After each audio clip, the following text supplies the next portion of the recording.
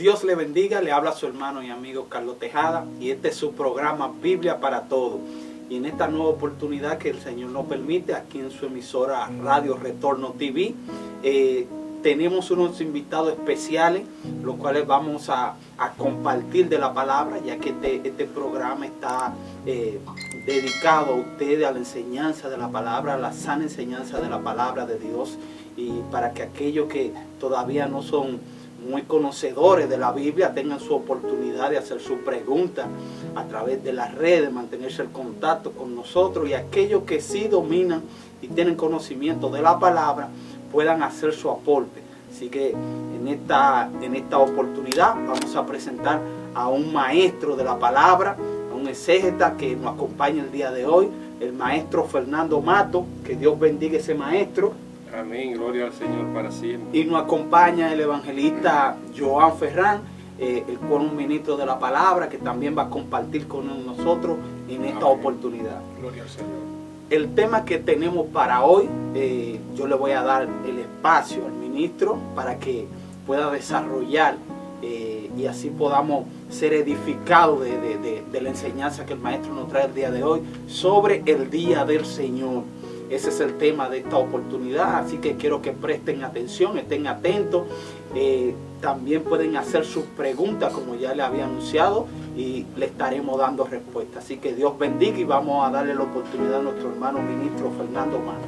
Amén, alabado sea el nombre del Señor. Pues bien, como dice mi hermano Heriberto, mi nombre es Fernando Mato, siervo del Señor Jesucristo, y en este día queremos hablar un poquito sobre el día del Señor.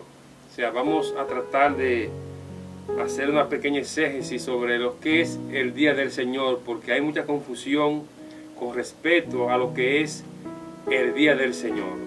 Y tenemos una base en las Escrituras que se encuentra en 2 de Tesalonicenses, capítulo 2, versículo 1 en adelante.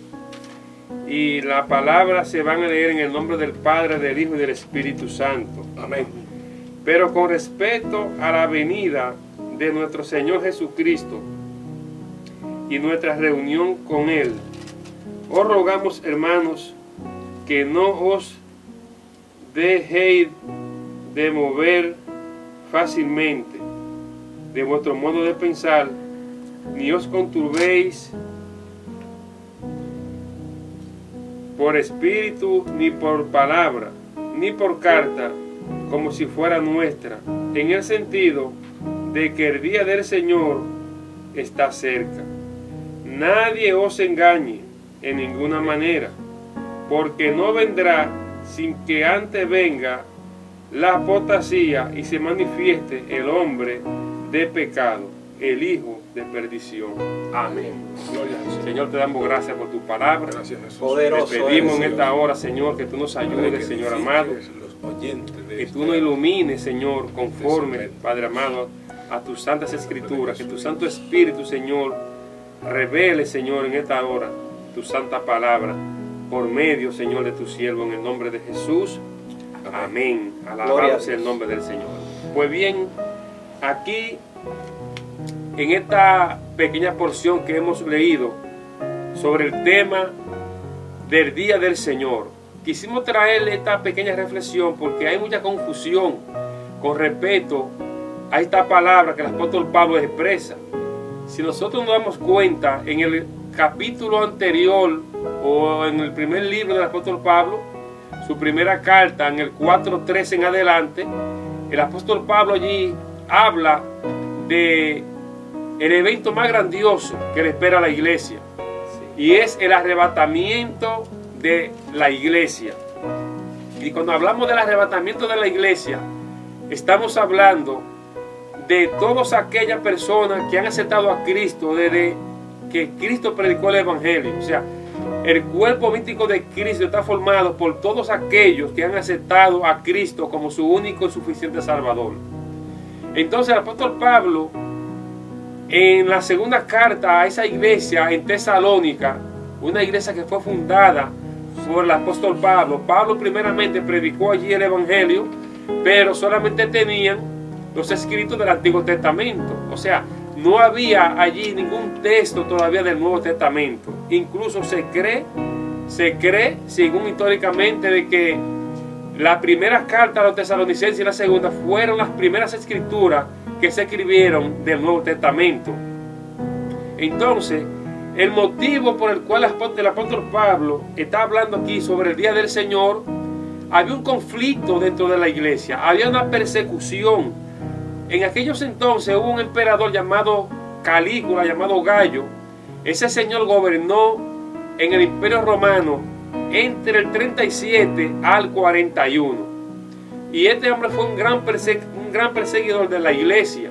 Bendito sea el nombre del Señor. Entonces, como había una gran persecución dentro del cuerpo de Cristo, que era la iglesia, ¿qué era lo que creía la iglesia en ese momento?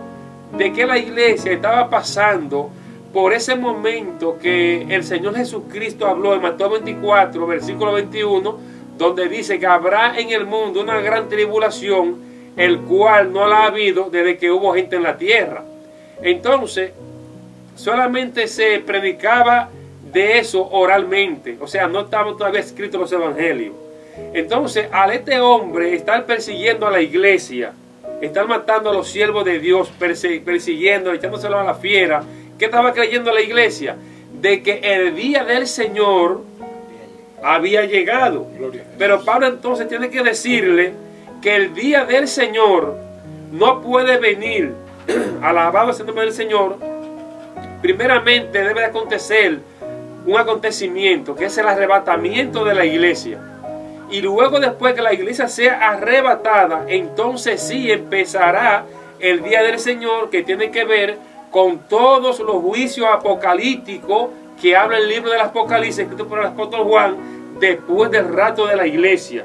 Entonces sí, ahí entrará en acción aquel inicuo, el que el Señor lo denomina como el anticristo o el antimesías. Alabado sea el nombre del Señor. Aleluya. Entonces, el apóstol Pablo, estando en otro lugar, le llega la noticia de que hay rumores dentro del pueblo, dentro de la iglesia, como que si ya la iglesia se hubiese ido y una parte se hubiese quedado.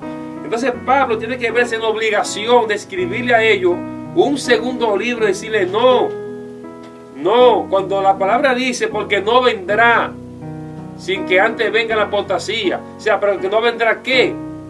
No se está refiriendo allí, la palabra no vendrá al rato de la iglesia, sino se está refiriendo allí al día del Señor. Entonces, cuando nosotros buscamos en la Biblia, por ejemplo, en el libro de Sofonía, capítulo 1, versículo 14 en adelante, allí habla la palabra del día de Jehová. Sí, grande y temible. También Malaquías habla de aquel gran día del día de Jehová. Entonces, cada vez que nosotros encontramos en el Antiguo Testamento la palabra día de Jehová, está hablando de los juicios que han de acontecer en la tierra después del arrebatamiento de la iglesia. Escúchame, maestro, yo sé que es una interrupción mía. Disculpe. Cuando usted se refiere al día del Señor, ¿usted se está refiriendo a un día literal o a un tiempo en específico del Señor? No, cuando hablamos del día del Señor, nos estamos refiriendo a un periodo por lo menos de unos 7 años aproximadamente, porque se le llama el día del Señor a todos los juicios apocalípticos que han de manifestarse en la tierra después del arrebatamiento de la iglesia. Perfecto. Ahora sí comprendo. Un periodo de tiempo en el cual los juicios de Dios han de manifestarse. Exacto. Entonces, ese periodo de acontecimiento es lo que el apóstol llama el día del Señor. Exactamente. Exacto. Que no es un día de 24 horas. Por ejemplo, en Isaías capítulo 13, ahí encontramos también nosotros donde habla del día de Jehová. O sea, en el Antiguo Testamento hay muchísimos pasajes bíblicos que hablan sobre aquel gran día, el día de Jehová. Entonces, por ejemplo, en el capítulo 5 de Primera de Tesalonicenses, aquí lo tenemos. Por ejemplo, aquí el apóstol Pablo dice, pero acerca de los tiempos y de las ocasiones, no tenéis necesidad, hermano, de que yo os escriba, porque vosotros sabéis perfectamente que el día del Señor, oiga esto, hablando del día del Señor, vendrá así como ladrón en la noche, que cuando digan paz y seguridad vendrá sobre quién, sobre ellos, sobre los impíos, sobre los que se queden, destrucción repentina. Wow. ¿Y qué nos dice en el versículo 3? Dice que cuando digan paz y seguridad, entonces vendrá sobre ellos destrucción repentina. Y el versículo como 5. lo rodea a la mujer, porque todos vosotros sois hijos de luz e hijos del día, no somos de las noches ni de las tinieblas. Así es. Amén. O sea, cuando habla aquí que somos hijos del día, está hablando de que somos hijos, de que nosotros no vamos a ir en el arrebatamiento de la iglesia. Entonces, la tiniebla se está refiriendo allí a aquellas personas que están viviendo una vida alejada del Señor. O sea, a lo que van a ser sorprendidos por estos acontecimientos. Perfecto. Son catalogados como hijos de las tinieblas. Si leemos el versículo 5 del mismo capítulo, sí, ahí en 1 Tesalonicenses, ¿qué nos dice el versículo 5? Porque todos ustedes son hijos de luz e hijos del día, y no son hijos de la noche ni hijos de la tiniebla. Ahora el contexto y la aclaración lo da el versículo 6, que nos dice: por tanto, no durmamos como los demás, sino velemos y seamos sobrios, pues los que duermen, de noche duermen, y los que se embriagan, de noche se embriagan. Pero nosotros, que somos del día, seamos sobrios. Bendito sea el nombre del Señor. El versículo nos dice: porque no nos ha puesto Dios para ira, sino para alcanzar salvación por medio de nuestro Señor Jesucristo. Y también dice Pablo allí, para que aquel día no nos sorprenda. Entonces, cuando Pablo dice para que aquel día no nos sorprenda, si fuera el arrebatamiento de la iglesia, Pablo no diría esa palabra, porque Pablo quiere que el día del arrebatamiento de la iglesia, todos los que están en Cristo sean arrebatados. Ahora bien, lo que se quede, si ese día lo vas a sorprender como ladrón en la noche. Entonces el apóstol Pablo dice en el versículo 9, porque Dios no nos ha puesto para ira, sino para alcanzar salvación. Entonces, cuando Pablo dice que Dios no nos ha puesto para ira, se está refiriendo a que cuando la ira de Dios se derrame sobre la tierra, todos aquellos que se queden en la tierra, tanto personas que conocieron la palabra como los que no la conocieron, los que no hicieron caso al evangelio, van a pasar por ese periodo de tiempo de ese día que habla la Biblia, que es un periodo más o menos de unos 7 años divididos en dos partes. Ministro, perdón, o sea, yo he escuchado que hay personas que dicen que la iglesia va a pasar por la gran tribulación y que la iglesia tiene que ver los principios del anticristo. ¿Qué usted puede decir acerca de este concepto que tienen algunos hermanos, o sea, que la iglesia va a pasar por la gran tribulación?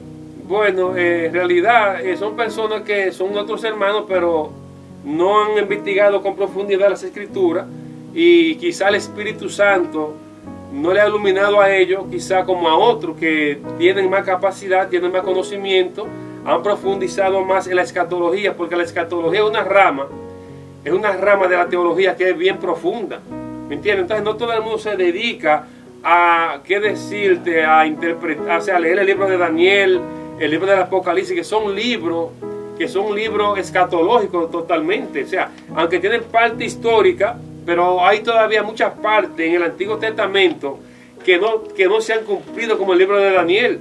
Así es, no, y que también son posturas teológicas que a veces uno las respeta como hermano, como usted dice, porque así como hay aquellos que creen que van a pasar por la gran tribulación, son tres posturas principales en cuanto a la gran tribulación.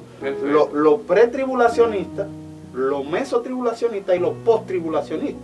Por ejemplo, nosotros somos partícipes de los pretribulacionistas. Nosotros confiamos en la enseñanza de que la iglesia va a ser arrebatada antes de la gran tribulación. Pero hay posturas teológicas que, como dice el varón, quizá no han tenido un análisis escatológico debido, y por eso apoyan diferentes corrientes, porque mayormente tienen que ver también con la parcialización de algunas corrientes.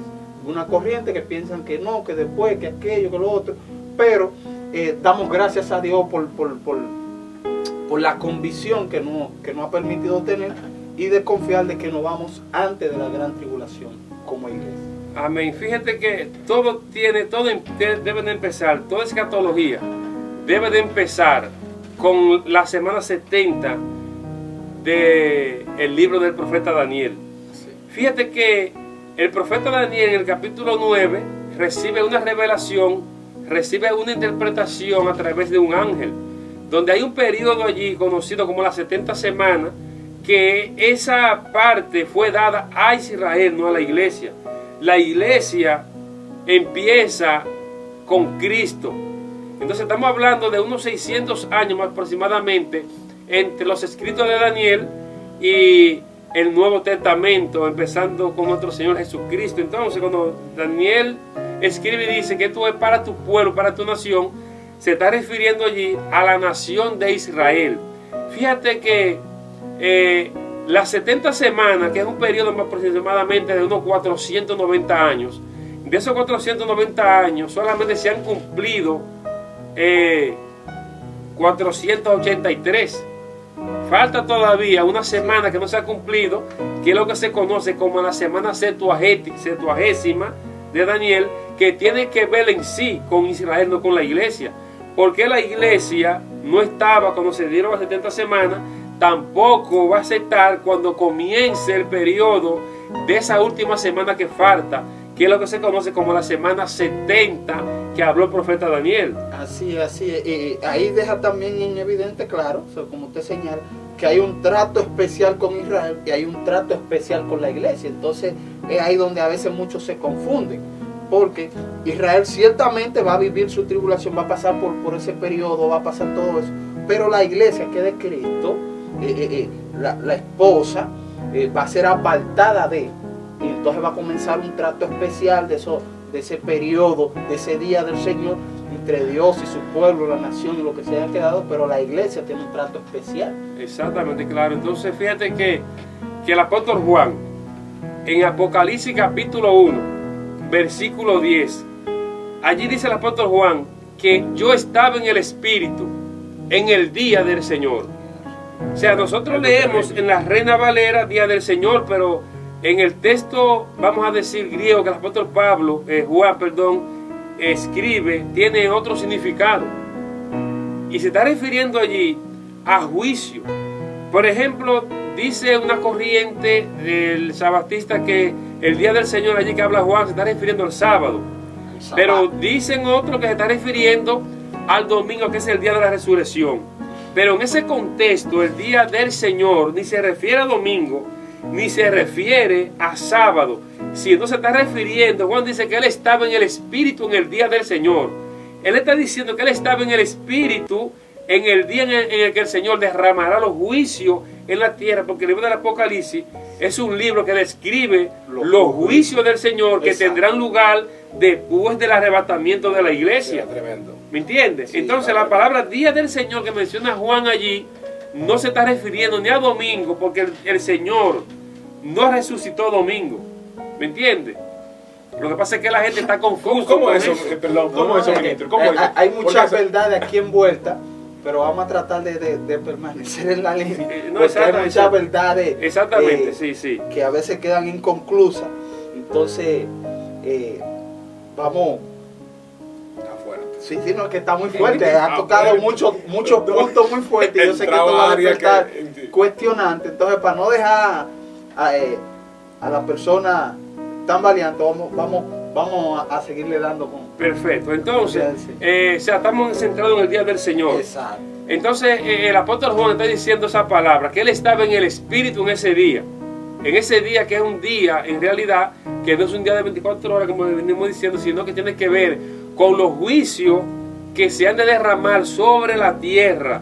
Y eso está apoyado tanto en el Antiguo Testamento, incluso en el Antiguo Testamento tiene más base el día de Jehová. Óigame bien, que el día del Señor que habla allí el apóstol Pablo, porque cuando hablamos del día del Señor, estamos hablando del día de Jehová, estamos hablando de un mismo personaje, porque es un solo Señor que hay.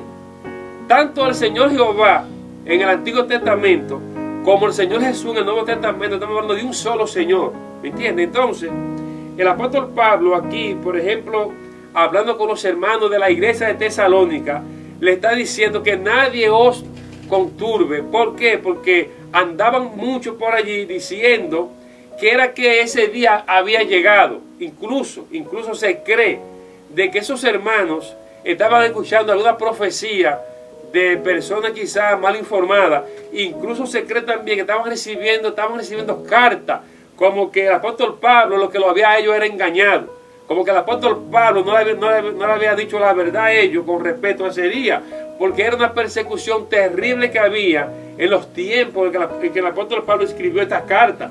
Porque recuérdense que estaban viviendo la iglesia en ese entonces bajo la cobertura del Imperio Romano, un imperio que no quería saber nada del cristianismo. ¿Por qué? Porque ellos se denominaban los Césares, que eran los amos y los dueños del universo. Incluso ese mismo Calígula que gobernó en ese periodo de tiempo, ese mismo hombre hizo una estatua y la metió en el templo de Jerusalén para que lo adorasen.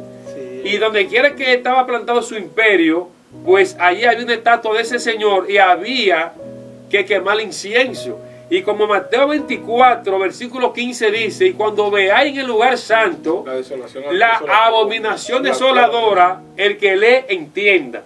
Entonces, ¿qué es la abominación desoladora?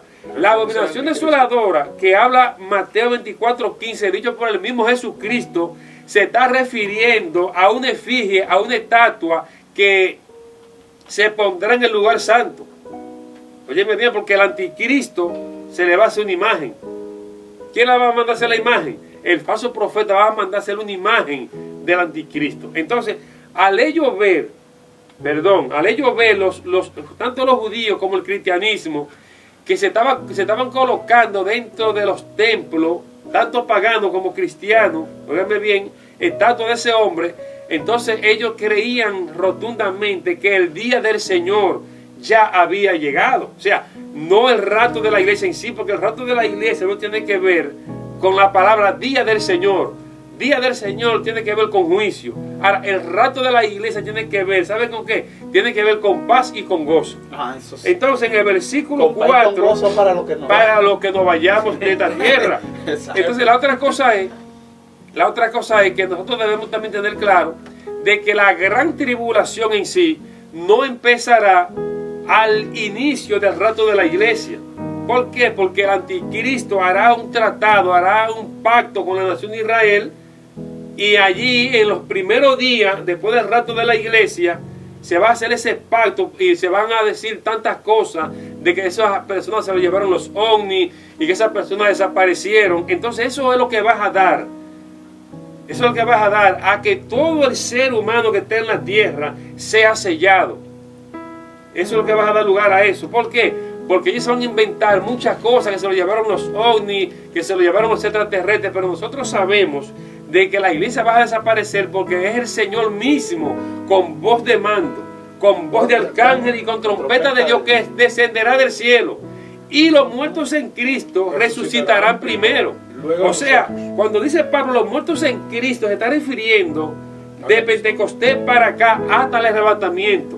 Son los muertos en Cristo. Ya los santos del Antiguo Testamento que van a resucitar para ser salvos, eso tendrán ya, eso ya otra cosa. Eso será ya en la segunda venida visible, cuando el Señor ponga sus dos pies en el monte de Sión. Porque en el arrebatamiento el Señor no viene a la tierra directamente, sino que espera a la iglesia en el aire, y entonces el Espíritu Santo arrebata a la iglesia. Entonces el Señor Jesucristo entonces nos lleva a la casa del Padre, tal como dice Juan capítulo 14, versículo 1 al 3. ¿Qué es lo que yo les digo a muchos? Muchos dicen, no, porque la iglesia va a pasar por la gran tribulación. Entonces yo les pregunto, ¿y cuándo es que la iglesia entonces va a ser llevada a la casa del Padre? Si el arrebatamiento y la segunda venida son una misma cosa, ¿cuándo es entonces que el Señor Jesucristo va a presentar su esposa a su Padre?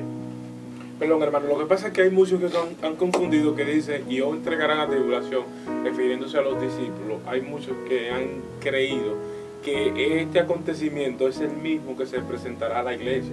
O sea, cuando Jesús dijo en el Monte de los Olivos, y os entregarán a tribulación, se refería a los discípulos, no a la iglesia. Y es ahí donde muchos confunden que la iglesia va a pasar por tribulación, que le van a decapitar, que se van a entregar el uno al otro, que si no se dejan sellar, o sea, no van a poder comer. Entonces, ese es el momento que muchos han creído como que la iglesia va a pasar por ese... Déjame hacerte una aclaración ahí. Mira qué es lo que pasa con esto. Recuérdate que la Biblia, cuando el Señor decía esa palabra, tenía un público presente al que Él se lo estaba diciendo. Y ese público presente pasó por un momento de tribulación. ¿Qué pasó en el 70? La destrucción del templo.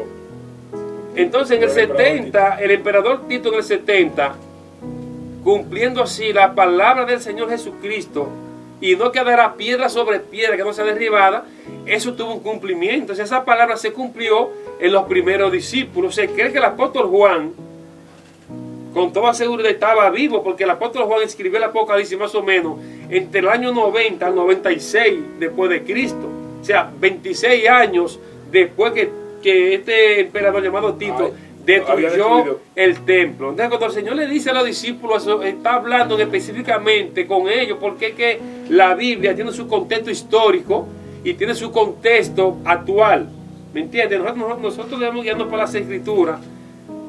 Cuando la Biblia dice, por ejemplo, en Mateo 24:15, como leímos ahorita, hablando sobre ese personaje, sabemos que aunque Antíoco Epífanes, que fue un personaje histórico, tuvo un cumplimiento también, pero sabemos que todavía hay una parte escatológica que no se ha cumplido, que es cuando el anticristo, según el capítulo 2 de lo que estamos leyendo, dice que se sentará. ¿A dónde se va a sentar él? En el templo de Dios, haciéndose pasar ¿por quién? Por Dios, porque él va a hacer un pacto con la nación de Israel. Entonces, de esas semanas 70 que habla el libro de Daniel, 69 semanas se han cumplido, hablando de unos 483 años. Pero hay una semana todavía que queda en vigencia, que fue sacada y va a tener vigencia. ¿Sabe cuándo? Cuando la iglesia se vaya y cuando entonces Dios empiece nuevamente a tratar con Israel, entonces esa semana, 70ª semana, se va a cumplir entonces dentro de la nación de Israel. 3 años y medio y 3 años y medio. O sea, 1260 días y 1260 días. Porque recuérdate que los años, aquellos entonces, año lunar, eran de 360 días. ¿Entiendes? Entonces el año tenía 360 días por todo. Un mes tenía 30 días. No tenía ni 31, ni tenía 28, ni 29. Todos eran de 30. Entonces esa semana que falta allí es para la nación de Israel. Entonces ahí es cuando el anticristo entonces se va a sentar en el templo, va a firmar el pacto, entonces ellos se van a dar cuenta que fueron engañados.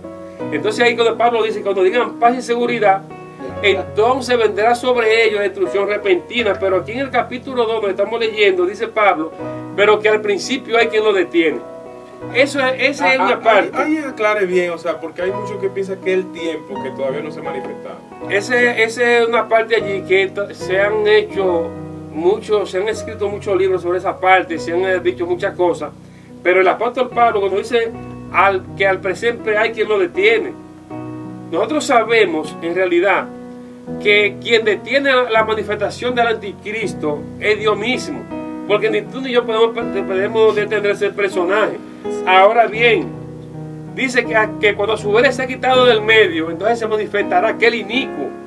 O sea, allí está hablando, como se ha quitado del medio, lo que está impidiendo que se manifieste el anticristo, que se manifieste el hombre del pecado, es el Espíritu Santo que está en el cuerpo mítico de Cristo, que es la iglesia. Ahí entonces aparecerá aquel personaje, el cual entonces hará un trato con la nación de Israel y con Medio Oriente. ¿Me entiendes? Entonces la aparición de ese personaje es lo que da inicio al día del Señor. Exactamente, o sea, la aparición no directamente él. Después del rato de la iglesia, okay. La porque rato de la iglesia es la primera señal. Es la primera señal. Luego, entonces la manifestación. Luego aparecerá él, porque Israel también estará en conflicto. Exacto, no, claro. Israel estará en conflicto con Rusia en ese entonces, estará en conflicto con Egipto y estará en conflicto con los medo persas, que ahora es la nación de Irán. ¿Me entiendes? Entonces ahí es donde aparecerá el anticristo, hará un tratado de paz con ellos, pero es un tratado de paz para engañarlo. Sí, porque en la actualidad, Egipto fue uno de los que firmaron y Siria, y Siria también. Que no nos confiamos mucho de eso, porque puede ser que sea una trama, porque ya lo hemos visto en otras ocasiones donde Egipto se pinta y después le da una puñalada por la espalda a Israel y se ha levantado durante muchos años, pero ahora él fue uno de los que reconoció a Israel como nación. Aunque un conflicto un poco incomprensible lo que se da en ese Medio Oriente, en esa zona, entre esos pueblos, pero es bien interesante que usted señala ese conflicto como parte de lo que va a suceder en el día del Señor. Fíjate, ministro, perdón, una pregunta, ministro. O sea, déjame terminar la idea antes que se me vaya, Joan, escúchame, mira. Fíjate que uno de los enemigos que Israel tiene más acérrimo son la nación de Irán. Sí. ¿Tú sabes de dónde viene ese odio?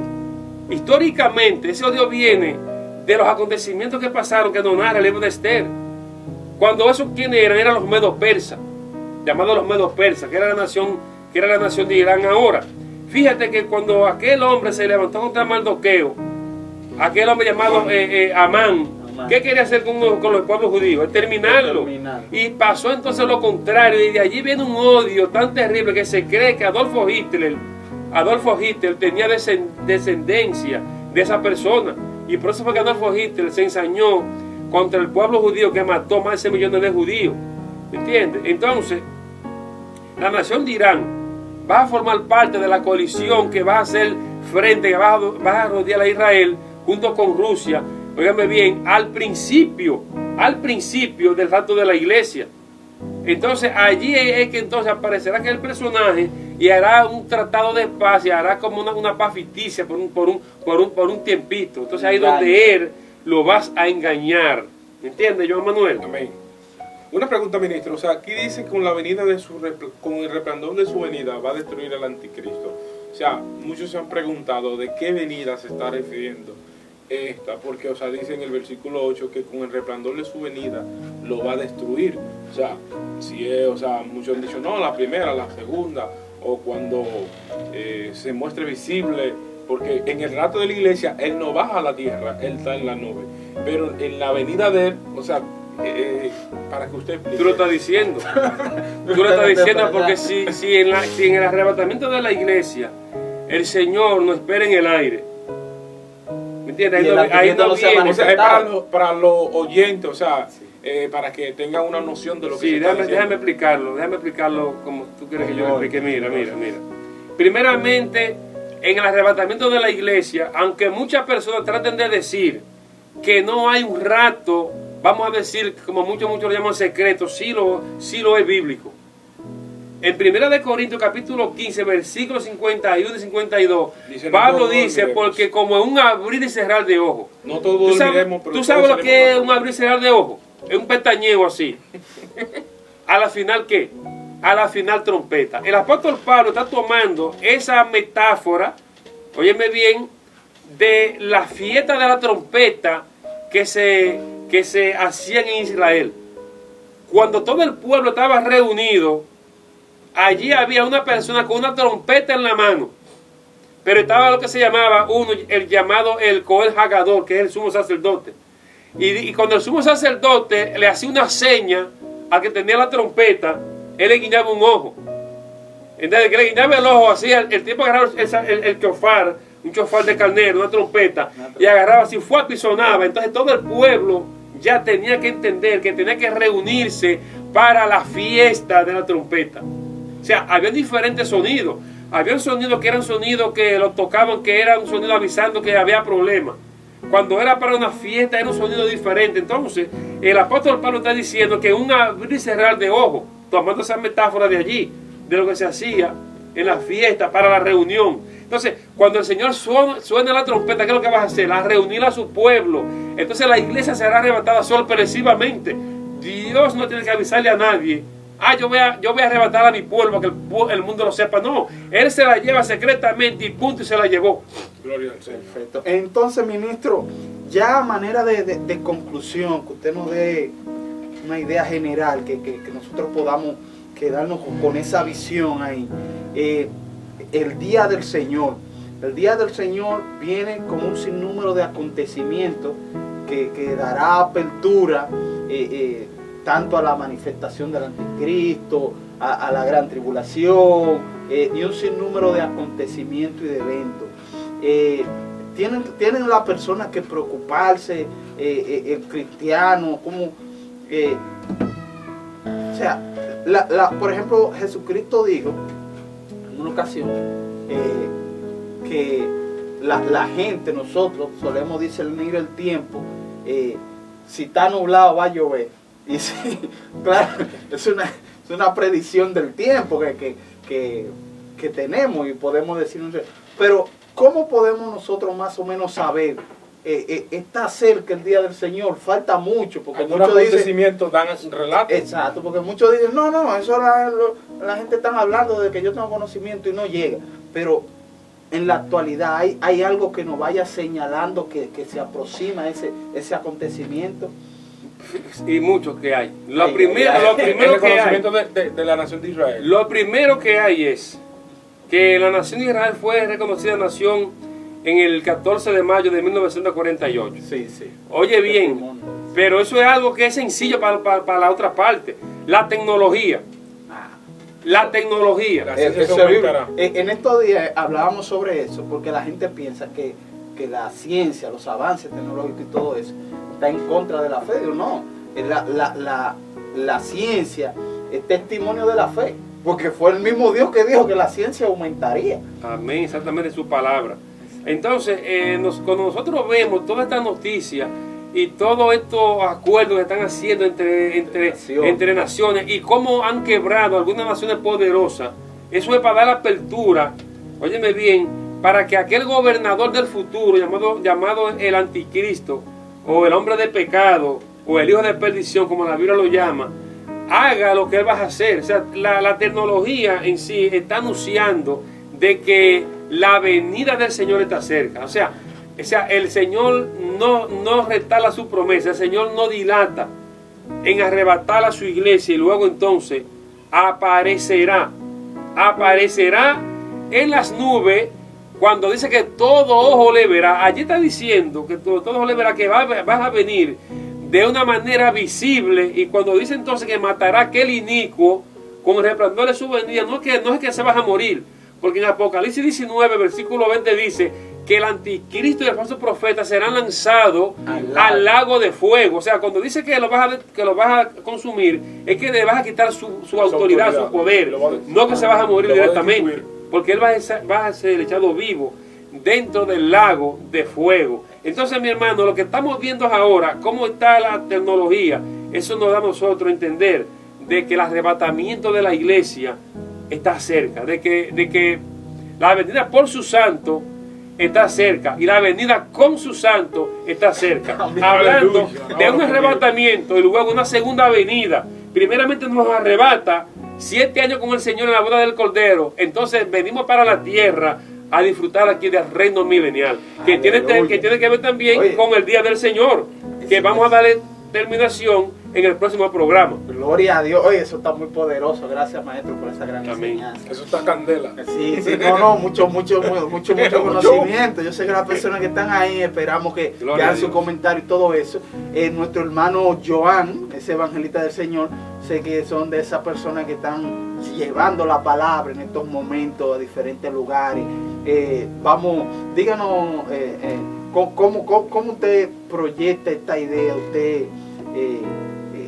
¿cómo se ve eso manifestado en la predicación? Ustedes los evangelistas que vienen predicando y eso, ¿qué cuerpo le dan? O sea, ¿cómo le llevan este mensaje a aquellos que no conocen? Sí, porque hay muchos que tienen la idea desde su antigua creencia, que cuando la persona muere dice que Dios lo saque de pena y lo lleve a descansar.